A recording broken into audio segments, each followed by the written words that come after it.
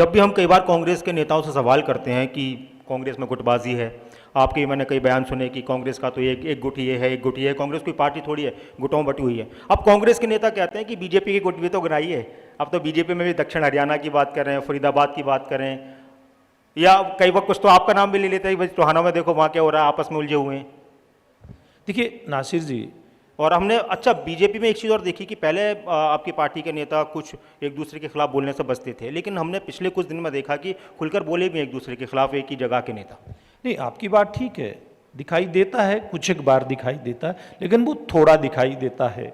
और भारतीय जनता पार्टी में इस प्रकार की बातों के लिए कोई स्थान है नहीं। तो लेकिन फिर भी क्या होता है कि जब परिवार बड़ा होता है तो कहीं न कहीं, क्योंकि ऐसा तो है नहीं कि भारतीय जनता पार्टी में इतना अहंकार है कि कोई अपने ही कार्यकर्ता या नेताओं के आधार पे काम करना होता है। जब कोई अच्छे लोग बाहर से आना चाहते हैं तो भारतीय जनता पार्टी निसंकोच उनको स्वीकार करती है।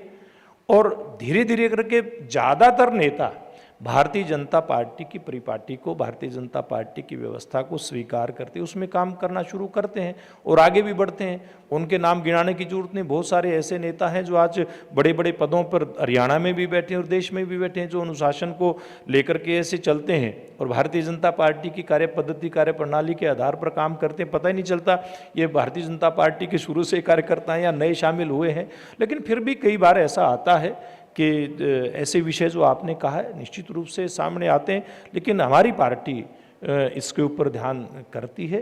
और मैं ये कहना चाहूँगा कि निश्चित रूप से ऐसे जो भी नेता हैं उनसे पार्टी समय समय पर बात भी करती है और कैसे हम सब मिलजुल करके रहें इस बात का प्रयास होता है और सब लोग करते भी हैं।